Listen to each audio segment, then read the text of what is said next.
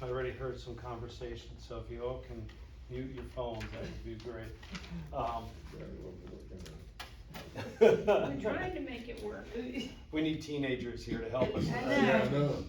I swear, I think they come out of the womb being tech savvy. Yeah, I think so too. And they know everything, which is great. At least my kids know everything. I knew there was They a don't reason need I any should help have from had me. kids. Well, welcome. Thank you all for being here and taking time out of your night to spend with us. Tonight's talk is entitled Fueling Your Body with Healthy Nutrition and Food. So what we're going to do first is we're going to create a foundation, understanding what food is, what nutrition is. And from there, we'll learn about how different foods work with our body to provide energy, to provide the fuel that we need, and how healthy food, good healthy options, will help our body regulate itself, will help our body determine how much food we need and then shut down, and how other types of food don't do that. And that leads to problems within our whole, what we call our circadian rhythm, our body's balance. But we'll talk about that. We'll talk about how our diet should look in terms of a day. What should we look at in terms of when we eat, how our body functions at different times of the day, how we're more efficient at breaking down, absorbing, and taking in food. So we'll cover a lot of ground. I always ask that if you have questions, if you don't mind holding those off to the end, that way if someone needs to leave at the end of the hour, they can leave, and certainly I'll be here to answer questions. So let's get right into it. We're going to talk about fueling your body with healthy nutrition and food. And what we'll do first is we'll define what food and nutrition are, so we have a good understanding, and then we can build from there. When we look at the definition of food, it's a substance that has protein, carbohydrates, fats, nutrients that are used within the body of any organism to sustain growth and all the processes that the body goes through, the different reactions that the body goes through, and to furnish energy, to provide us with energy. That's what food is designed for. Now, nutrition is the process of taking that food and using it for growth, metabolism, and repair. So if you study the body, the human body, it really hasn't changed in its makeup. So I always like to refer to our hunter-gatherer relatives. If we were hunter-gatherers, we'd be sitting around the fire and eating, not thinking in terms of, oh, okay, my body needs to repair, my body needs to perform all these functions, I need to eat. It's, okay, we need to eat because we have to have energy to go hunt and gather and do all our hunter-gatherer things, right? That's why we ate. We didn't eat sitting around the fire because we had nothing else to do or for casual purposes. We ate very intentionally to provide our body with energy and nutrition. Food are the building blocks for our body. What you put in your body is going to determine who you are, your makeup. Now, we need to eat food because our body's cells and tissues are constantly dying, right? We need to replenish those cells and tissues. So, for example, if you eat an apple, you're going to break that apple down, and that apple is going to be the cells and tissues of your heart, liver, brain, lungs, right? That's going to be who you are, that apple. Conversely, if you have, say, a Twinkie, and that's your diet, breakfast, lunch, and dinner, you're going to break that Twinkie down. Now you're going to make new cells out of the Twinkie. So your heart, liver, brain, lungs are going to be made from that Twinkie. That's who you become. Our food are the building blocks. Your brain and nervous system coordinate those building blocks to create function, right? To create heart cells, lung cells, liver cells. So when we eat food, our body is going to be under certain stress during the course of a day, a week, a month, a year. So our body starts to break down. And then new cells and tissues have to replace the damaged cells and tissues. That process happens about every 7 to 10 years. You're a new person. Depending on the function of the organ or that body part, depending on stress levels within the body, that determines how long a cell lasts. So if you're eating high quality food, healthy food, that cell is going to last longer, and the engine is going to run longer, and more efficiently. But if you're eating processed foods, refined carbohydrates, you're not providing your body with high test fuel. So it's not going to work as efficiently. It's not going to run as long. Stress placed on your body, whether it's a physical stress, emotional stress, chemical stress, will cause your body to wear down faster.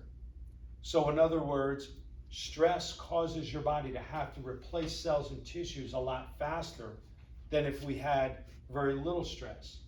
And all stress to the body, whether it's physical stress, like football players, right? Pro football players, they say football players' average lifespan, I think, is like 65, 67 years old, something like that. Somebody who's played in the NFL for a long time because of the physical stress on their body. You know, we look at other people that have had a lot of emotional stress. You hear a lot of times a caretaker, a husband or wife for their spouse, that spouse may have passed away. That caretaker, if they've been dealing with that stress for many, many years, they oftentimes pass away not long after because of the level of stress on the body. Chemical stress does the same thing. You know, chemical stress, we think of alcohol or drugs, but it's also the food we eat, because the food we eat has a lot of chemicals. It's been modified, genetically engineered. So any stress to the body will cause the body to have to replace itself faster than normal. Now, what are you replacing those damaged cells and tissues with? If you're replacing with healthy food, now you're replacing those damaged cells and tissues with food that's going to help you reinvent who you are every 7 to 10 years. That's how people who make a drastic change in their overall lifestyle can recover from chronic conditions, can reverse chronic conditions. Their body heals and repairs more efficiently. They maintain a different weight. Why? Because they're getting all new cells and tissues, and they're getting it from a healthy source. But if we're replacing those damaged cells and tissues with a quality of food that is not optimal, now we can't expect the body to produce a different outcome, right? You can't have a different outcome doing the same thing. So food are the building blocks for your body, and they're replacing the cells and tissues about every 7 to 10 years. This is an example. It depends on the organ and how much that organ functions, what it does. For example, the small intestine or the stomach, those cells that make up those organs are replaced about every week. The lung cells every week. The skin, the pancreas, every month those cells and tissues are being replaced. So what you eat are replacing those cells and tissues. So the health of your lungs, the health of your stomach, your small intestine, your skin are based on what you give it. Red blood cells, about every 4 months. Liver cells, 6 months to a year.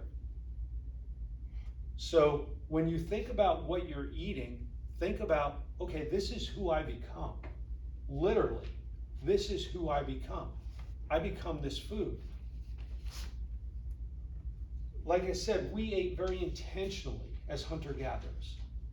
We ate to keep us alive. We ate for energy. And obviously, the processes and reactions in the body and the heal and repair. But now we look at food very differently, because we don't look at food for survival, because as hunter-gatherers, we might not get another buffalo for months. You know, we might not have berries again until the next spring. But food isn't like that anymore. We see food very differently. Why? All we have to do is open up a cabinet.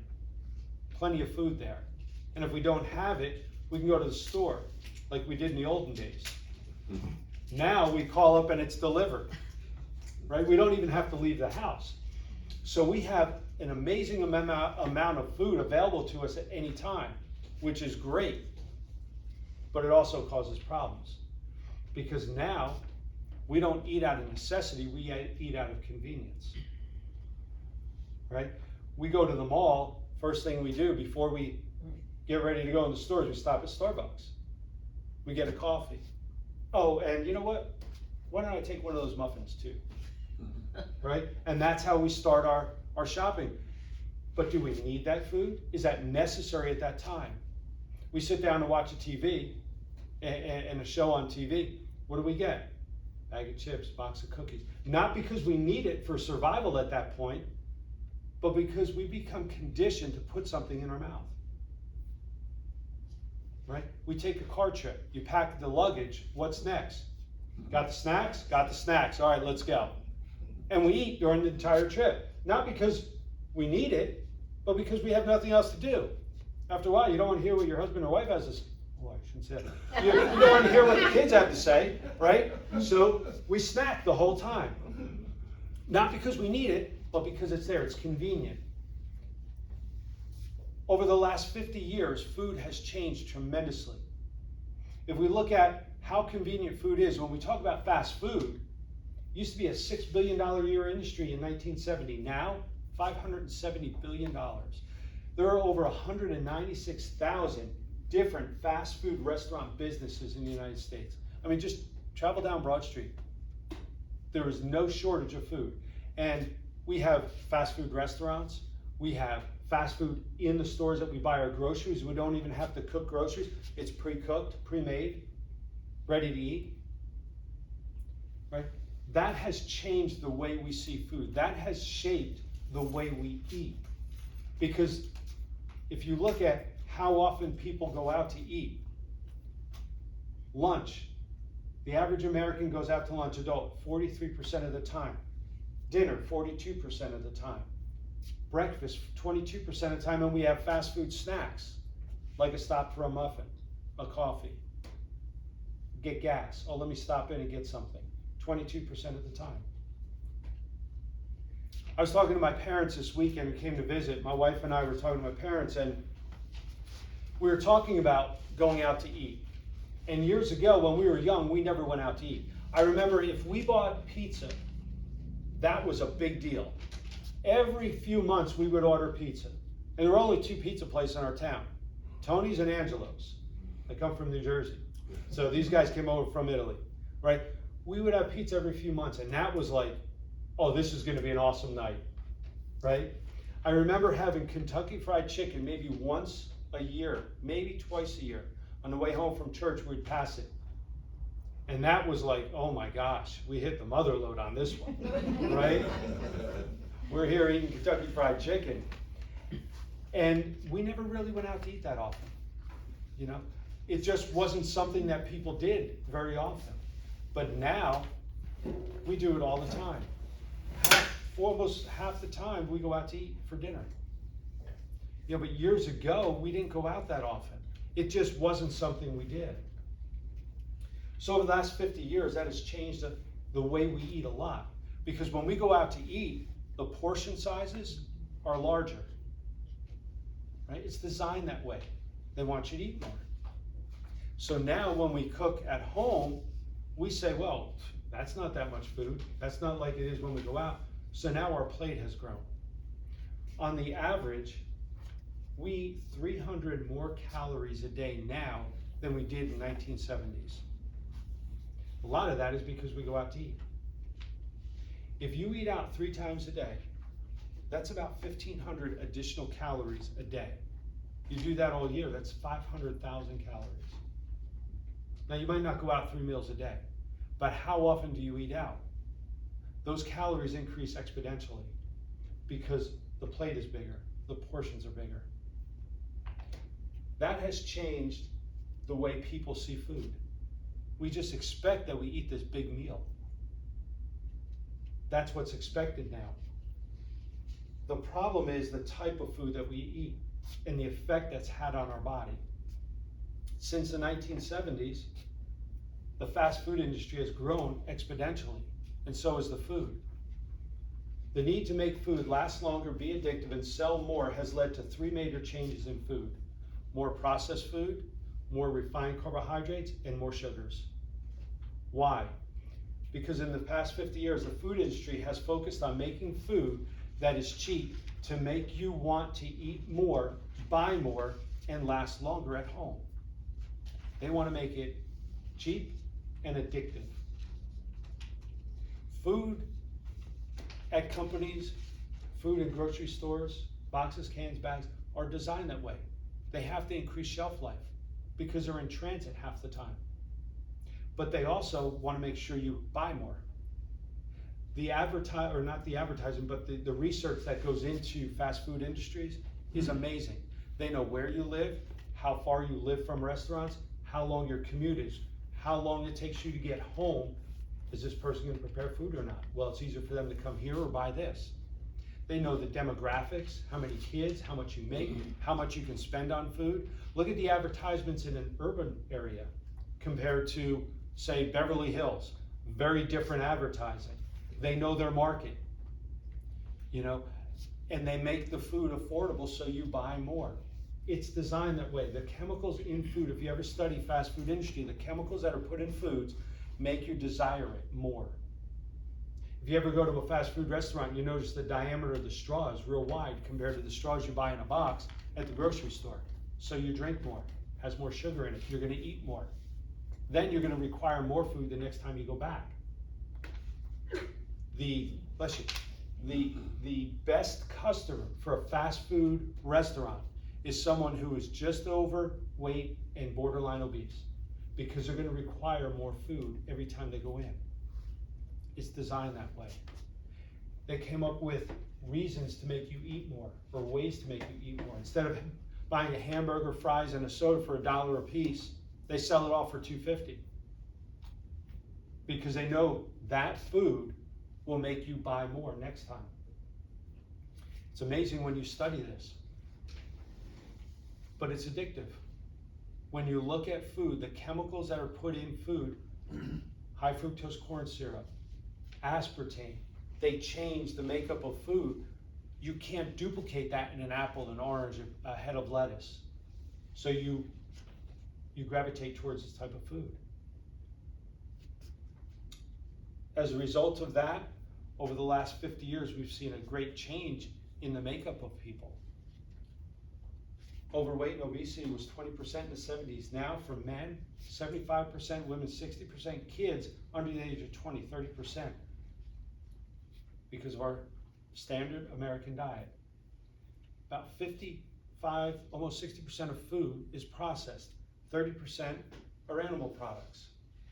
Most of that food has refined carbohydrates, sugars, and saturated fat. Only 15% of the food that we eat in a standard American diet are fruits, vegetables, whole grains, beans, the food that we're designed to eat. Not that we weren't designed to eat meat, but the amount of meat we eat and the way that meat has been processed with the antibiotics, the hormones, the steroids, that has a big impact on our health because that's what we eat.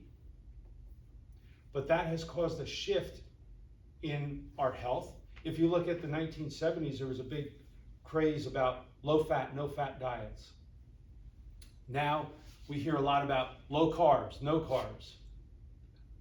But what's interesting is, with all these crazes and all these new gimmicks, the quality of life and health has gone down.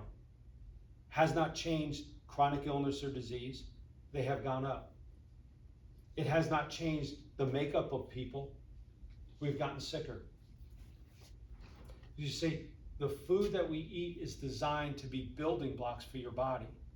How well can you build your body if we're eating foods like the standard American diet? We have to look at food and say, well, if we're eating food that we're designed to eat, it's going to react with our body differently. Because our body's designed to eat certain foods, and that food is designed to work with our body to help it regulate appetite.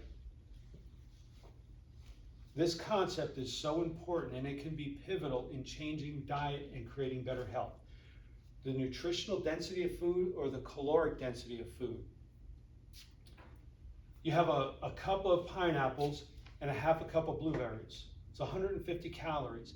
That food is nutritionally dense. It's packed with nutrients.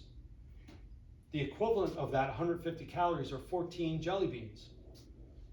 Those jelly beans do not have a lot of nutrition associated with it, but they have a lot of calories.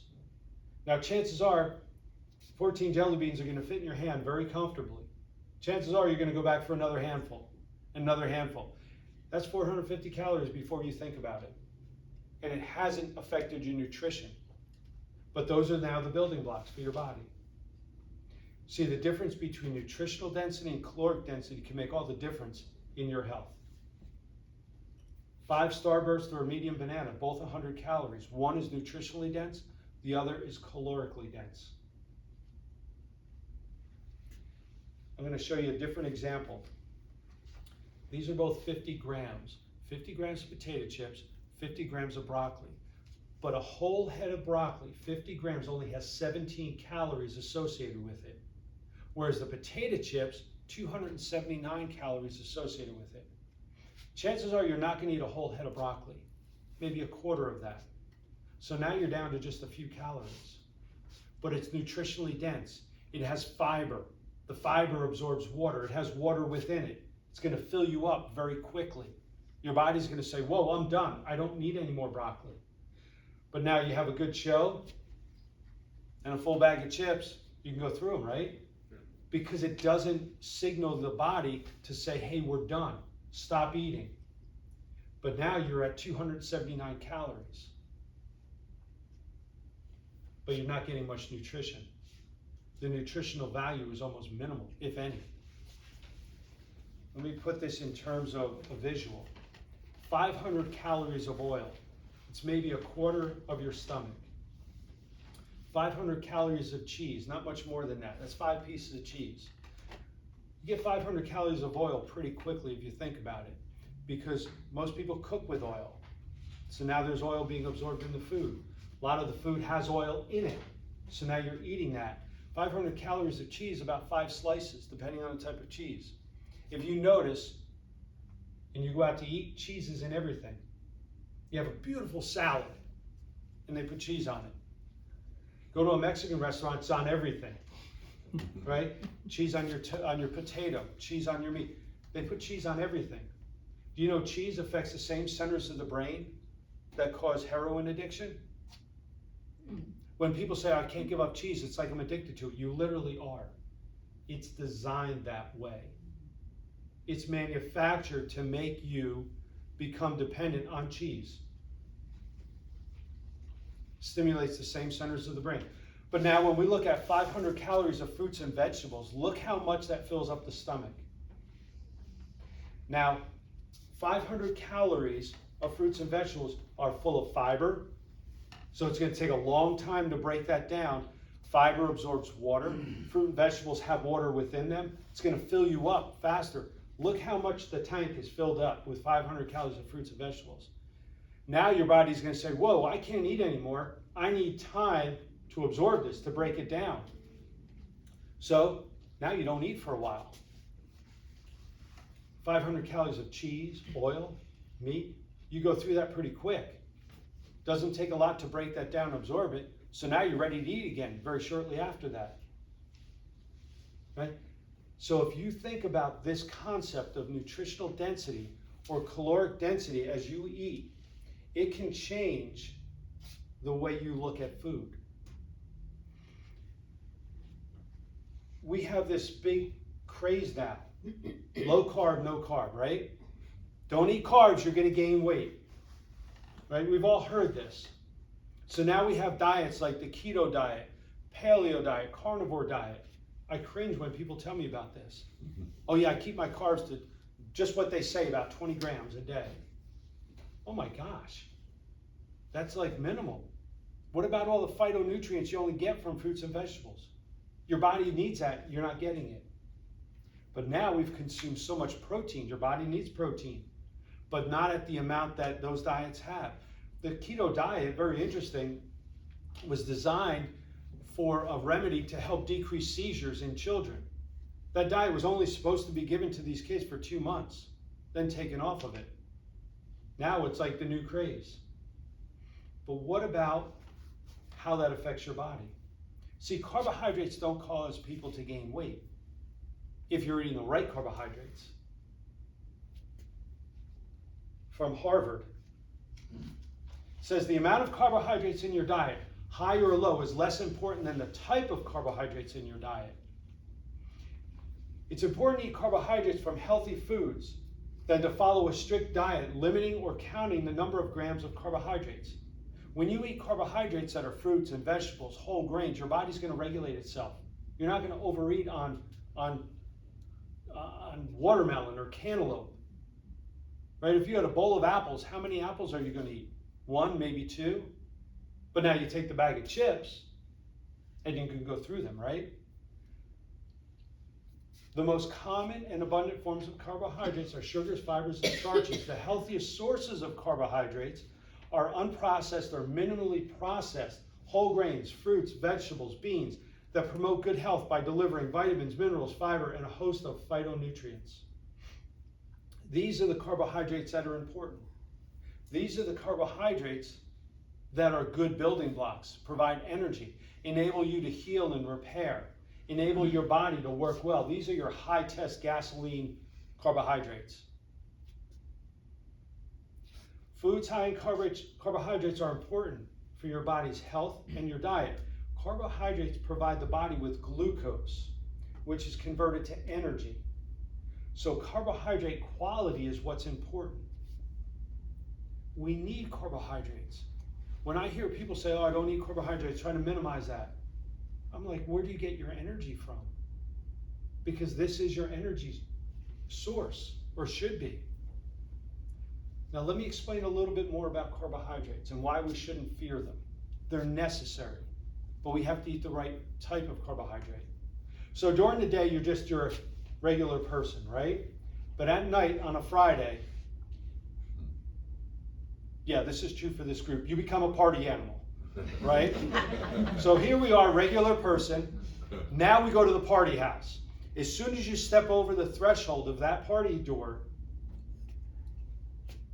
turn into party animal, right? Now you're party animal. You're hanging out in the hallway. You want to get it rolling, but you're not sure what room to go to. Where's the dance room? Where's the buffet? Where's the lounge? You're wandering around the hall. You want to get to these places. So you need someone to help you, right? You need a chaperone. So in the back room, every time somebody comes across the threshold and is ready to go, a little buzzer rings. And the chaperones say, oh, let's go grab the party animals and take them to the rooms they want to go to. So the chaperones come out. Now the party, you got the invitation. Party says 8 o'clock. Be there at 8 o'clock, right? That's when the party starts. So you get there, the chaperones come out, and they take you to the dance floor room.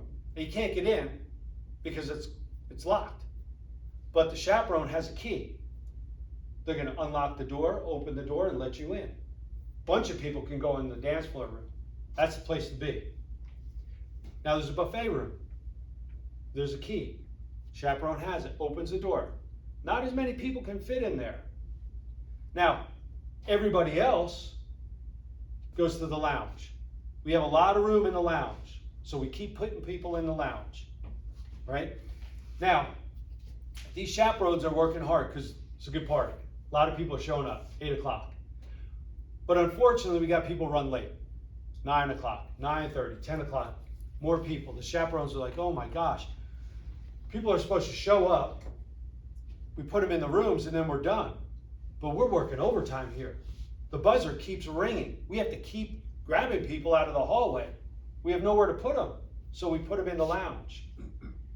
Now we're not supposed to see more people until the next party, but people keep showing up all night. Finally, the chaperones are like, I'm done. I'm tired.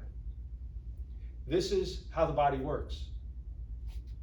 Before we go to the party, we're a carbohydrate. We cross this threshold, we're converted to glucose, energy. Now we're in the hallway, which is the blood. We have to be taken out of the blood. We don't want a lot of glucose in the blood, right? So now the chaperone is called insulin. The buzzer rings, pancreas says, go get them. So now insulin goes, hooks up with the glucose because insulin has the key to open the door to the muscles. Put a lot of glucose in the muscles. Opens the door to the buffet. We can fit a decent amount in there. That's the liver. But all you other party people, you're going to the lounge. We're storing you for later. That's where we store fat. Then there's always going to be stragglers that don't want to go, and they just hang around in the blood. We ingest the carbohydrate, it gets converted to glucose. When it's stored in the muscle, it's called glycogen. When it's stored in the liver, it's called glycogen. All the other is stored as fat. So now we call on insulin to do this job, and it works very well, very efficiently, but it gets tired. Doesn't want to work all the time. So we can store 4 grams of glucose in the blood. Fast energy. We can get it quickly. About 100 grams of glycogen in the liver. It's not big, so you can only store a little bit. And about 400 grams of glycogen in the muscles. We have a lot of muscles, so we can store more there.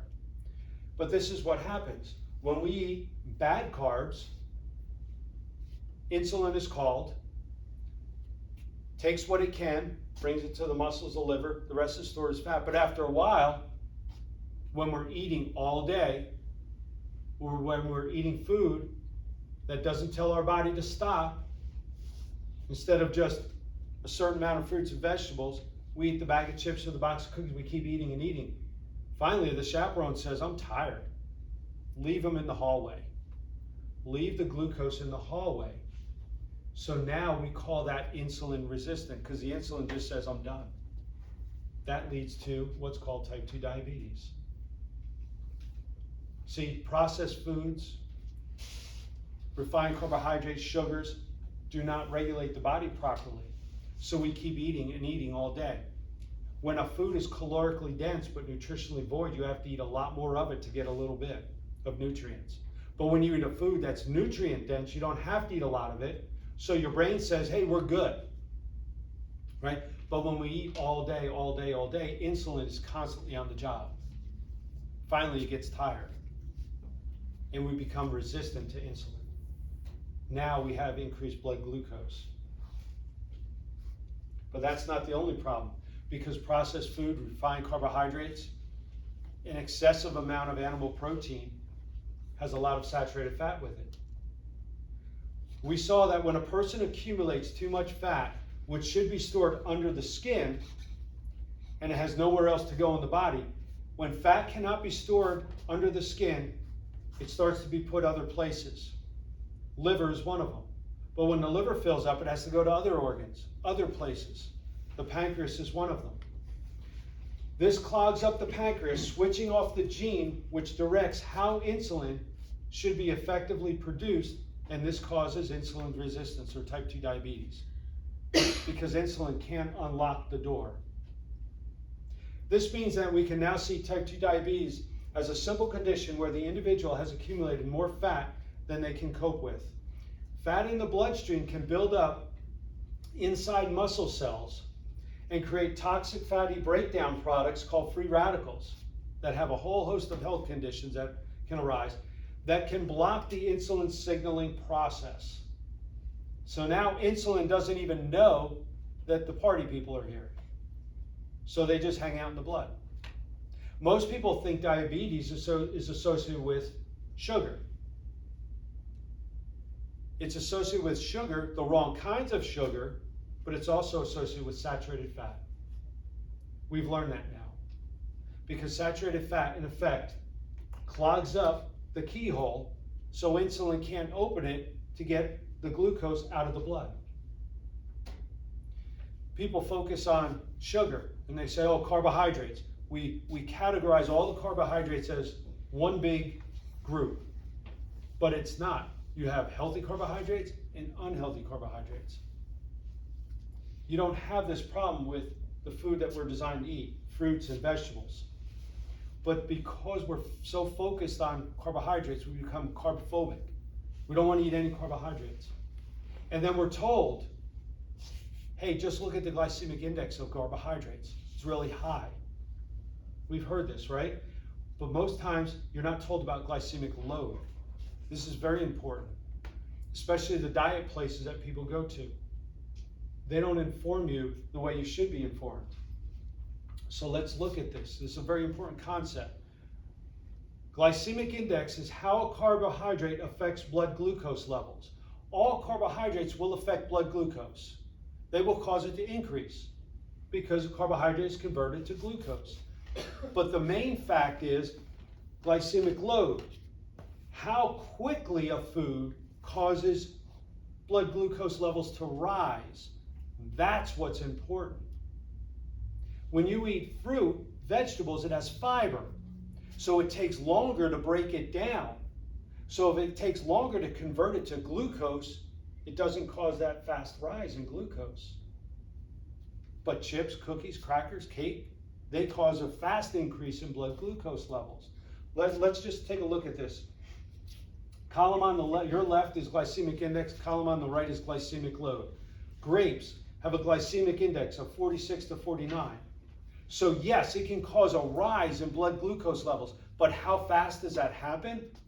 It has a glycemic load of 8 to 11, which is considered very low. So now people look at the glycemic index of grapes and say, I don't eat grapes.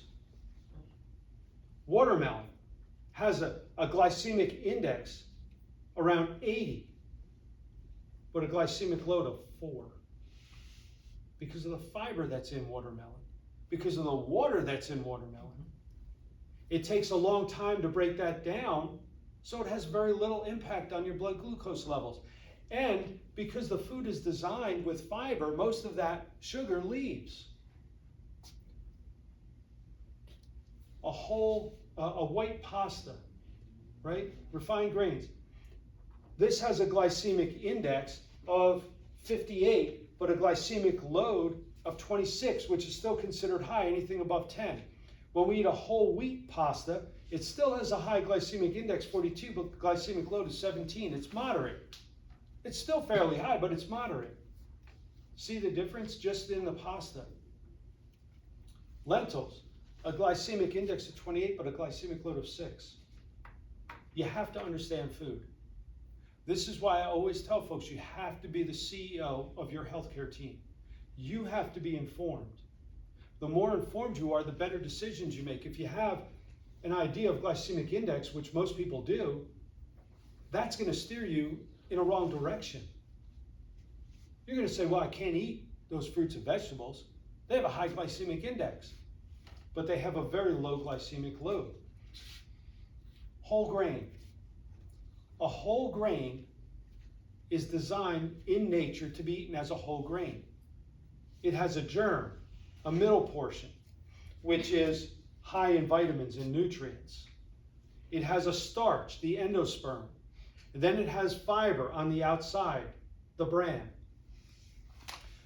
When we eat that whole grain, the starch is attached to the fiber. Most fiber just leaves your body. So does the sugar because they came in as a buddy. But now, when you remove the fiber and the germ and you refine that grain, you're left with the starch. Well, the starch doesn't have a buddy, so it doesn't leave with the buddy, it stays. And when we're eating foods that are processed and refined carbohydrates, and we graze on them all day, or we eat a whole bag of them, number one, insulin's going to get tired. So you're going to have more glucose in the blood. And you can only store a certain amount in the liver and the muscles. And we only need a small amount in the blood. So where do you take it? To the lounge. Right? This is why it's important to understand what food is and how it's designed. See, when we eat whole grains, fruits, and vegetables, it'll help the brain regulate appetite.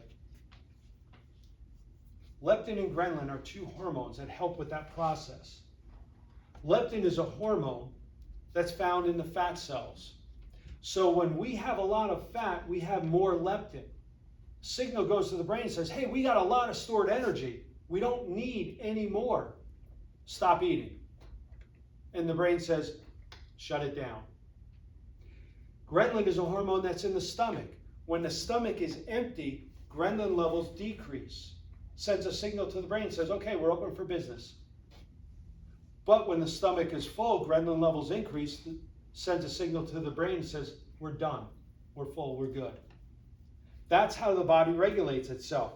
We're designed that way. That's how our body will control how much you eat. Foods high in refined grains, added sugar, added fats, artificial flavoring, sweeteners, and other synthetic ingredients may interfere with normal leptin and ghrelin levels. So now, if they don't signal leptin and ghrelin, you keep eating. The brain doesn't know to shut it down. Remember, the best approach to maintain healthy leptin levels is to focus on a balanced diet with whole grains, including fruits, vegetables, lean meats, healthy fats. The processed foods, the foods we eat in the car on our trip, when we get to the mall, when we're watching TV, are typically going to be in the middle. The sweets, the cakes, the donuts, the sodas, the pizzas, the breads, the chocolate, the snacks, the processed meats. They do not regulate leptin and ghrelin, not like the other food does. So our brain doesn't know to tell the engine to shut off. Our body's designed to eat food that we're designed to eat, that's here for us to eat. You know, when it grows off a tree, grows out of the ground, that's there for a reason. It's just not by chance. But when you genetically engineer and modify food, when you put chemicals in food to make it taste a certain way, to make it last longer, to make you crave it, to make you want to eat more, to buy more, because don't forget, a foods company's goal is to make profits. It's not to nourish you. It's not to say, hey, I want to make the best healthy person possible. Some food companies do that, but the majority of them don't. They're there to make money. But those foods you're not supposed to eat them. We're not designed to eat. If you just go back to hunter-gatherer times, right? What food is there? That's what we're designed to eat. That's all we have. So that's how our body regulates itself. That's how you maintain healthy weight. That's how you maintain a healthy diet. That's how you don't overeat, by eating the foods that are designed to help your body regulate itself. We have a cycle within our body. I'm not going to go into this in real depth because we have a bunch of videos. We've done some talks on this, but I think it's important just to touch on it. Called the circadian rhythm. It's a rhythm that all the body's processes kind of work off of. It's based on light. So in the morning when light hits our retina, it triggers our body. It says, hey, get ready for the day. And because we're hunter-gatherers, we're going to need a lot of energy during the day. So let's go ahead and stimulate leptin, ghrelin, insulin, hormone. Let's get the body going. Because this is when we need energy to sustain this day, what we're going to do, the activity. So by about 7 o'clock, as it gets to be dusk, that's when our circadian rhythm changes from day to night. That's when we shut it down. You know, we're not going to be hunting and gathering at night because it's dangerous. That's the way we're designed. Body hasn't changed. So now we become less sensitive to ghrelin, leptin, insulin. So if we're less sensitive to them, that means we don't want to eat a lot at that time. So our body cycle figure on somewhere between 7 to 7. That's why we should be consuming the majority of our food morning to early mid-afternoon, early evening. That's why we want to eat less carbohydrates at night. That includes fruits and vegetables and all, because we become less sensitive to insulin and the hormones that regulate appetite.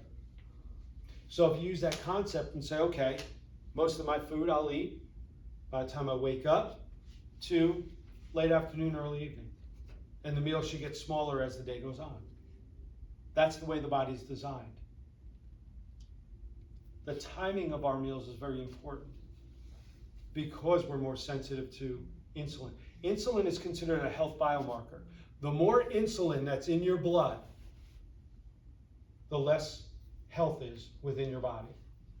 The lower insulin levels are in your blood, over time, the greater your health potential is. Insulin is a biomarker for health. Diabetes, usually cancer, heart disease, all these other conditions follow. That's normally the first one, and it's based on diet. The timing of our meals is very important for two reasons. What I just mentioned, that's why we want to eat our food earlier in the day, but also how often we eat is very important. You'll hear these words now, intermittent fasting, these words, right? But that's the way, as hunter-gatherers, we ate. We had food, we ate it. But we might not have food again for another 6-8 hours because we're out hunting and gathering. Or there might not be anything else. We're not meant to graze all day. That's not how we're designed. Because as we do that, insulin levels go up. Ghrelin and leptin levels go up. Finally, we get tired of it. And we don't hear them anymore. Right? So, we're designed to eat and then stop. Let the body digest the food. Let it absorb the food. Let it break it down. During that time, we shouldn't be grazing until the next meal. Now, there's many processes that take place in between our meals. I'm going to touch on one of them. It's called autophagy. Auto means self, phagy means eat. We eat ourselves. We are constantly accumulating damaged cells and tissues in our body, right? So at some point you have to clean house, right? Because if you don't clean your house, we've seen the hoarder shows, right? Stuff accumulates. So you got to clean your house regularly. If you clean your house, you know where everything is. You're more efficient. You can walk around, get around the rooms easier. That's what the body does. When it's not digesting and absorbing food, breaking it down because it's a very taxing, energy-consuming function, once it's done, it says, hey, what else can we do? Hey, let's clean house. Let's eat all these damaged cells and tissues. The dead cells and tissues, let's get them out. We'll accumulate them and then we'll get rid of them. The cleaner the house is. But when you're constantly eating, you don't have the energy to do that because now you're breaking down and absorbing food. So the more you create space between your meals, the healthier you are. Also, it takes energy. It takes energy to perform autophagy. So now, energy comes from burning calories, right? So now you're burning more calories as you clean the engine, as you clean your house. This is a great way to maintain weight because your body is expending energy and you don't even know it. So you hear people eat 1 meal a day, 2 meals a day, 3 meals a day. Somewhere in that in that time frame of 7 to 7, you eat your meals, right? Then you don't eat in between the meals because typically if you're eating food that's nutrient dense, you don't need to eat more food because your body is breaking down that food. It takes a longer period of time to do that. So you're not craving food. But if you eat calorically dense food, you're going to want to eat more. You're going to have to eat more. It's going to be a craving too. So these concepts may seem pretty simple and it may seem pretty basic, but what I've touched on can be pivotal in changing diet or changing lifestyle and helping you regulate your diet. Just by looking at food when it's on your plate and say, okay, this is what I am. I am going to become this. My heart is going to become this. My brain is going to become this food. Because that's what happens. Right? It's made up of all these cells and tissues that are replacing each other. So your body is going to become that food. When you look at food that way, it kind of takes on a different picture. And then you say, is that food nutrient dense or calorically dense? Right? What is this going to do for me? Is it going to nourish the body or is it just going to fill me up, leaving me wanting more? And then when you look at food from that standpoint, now you say, okay, now my body's going to regulate itself properly. I don't need to eat as frequently. And it's amazing how we become conditioned, 9, 12, and 5. Talk to kids. We force kids to eat in the morning, right? Oh, you have to eat before school. I'm not hungry. What? You have to eat. It's 9 o'clock. You have to eat, right? 12 o'clock, come on in and eat. I'm playing. What? Why are you bothering me? It's 12 o'clock. You have to eat. Why? It's 12 o'clock. It's 5 o'clock. It's dinner time, right? But a kid is not going to starve himself or herself. That child is going to eat when their body says we need to eat. But we condition them to eat before they even are hungry. We start to condition them and create patterns. Okay? Oh, have a snack. I mean, look at the way we feed our dogs. What happens when the child tries to give the dog potato chips or M&Ms? What does a parent do? Don't give the dog that. It's not healthy for him. You can eat it, but not the dog. Isn't that a little ironic? Right? When you think about it? It's not good for the dog, but it's okay for you, Johnny. Right? But when you think about what food does for your body, if you just think of these concepts and say, okay, I'm just going to go 4 hours and not eat. Let me see if I can do it. In the beginning, it's just a mental thing. I'm hungry. Oh, wait, am I hungry? Let me wait a minute. Let me give myself 15 minutes and reevaluate. You know, I don't think I am hungry. And then you keep going. And after a while, it's very easy. Because you realize you don't really need that food. Because your body will sustain itself if you're eating nutrient-dense foods. And if you think about the time frame, 7 to 7, and then break that down into I eat, I rest, I eat, I rest. 1 meal, 2 meals, 3 meals, whatever you're, as long as you're getting what your body needs. Those concepts are very simple, but can be dramatically instrumental in creating a healthy lifestyle. So I hope you not only say, oh, this is interesting, I hope you put it to practice, and share this with other folks. I hear people, oh, I'm on a diet, I'm counting my, they count their food, their points and things like this. But what happens when you run out of money and you can't afford to pay for the diet place anymore? Have they really taught you about nutrition? Are you now the CEO of your kitchen? No, you haven't learned anything. That's why diets don't work. Because most times you go on a diet, you go off the diet. But if you create a healthy way of eating, you sustain that. It's not like you can never have a snack or never go to the restaurant. I was away this weekend to Virginia Tech on Friday. I went to Northern Virginia on Sunday to see my kids with my parents. We ate at restaurants, but I made better choices in the restaurants, right? And when we had a snack, I love fruit, so I eat fruit. Right? But, you make better choices. You can allow yourself the time to enjoy, okay, I'll enjoy this pizza with my friends or this dinner with my friends. But if that becomes the norm, now we have problems. The problem is you don't feel the effects of that right away. We all know the donut and the apple. The apple is healthier. We know that. Boy, that donut tastes good. The problem is we don't have the effects of the donut right away. It can take years to realize the effects that donut had on us. But then it's hard to go back and say it was the donut. So I appreciate your time. I appreciate you being here. And if you have any questions, certainly I'm here. And I'll be here for a little bit. So I appreciate your time. Thank you. Thank you. Yeah.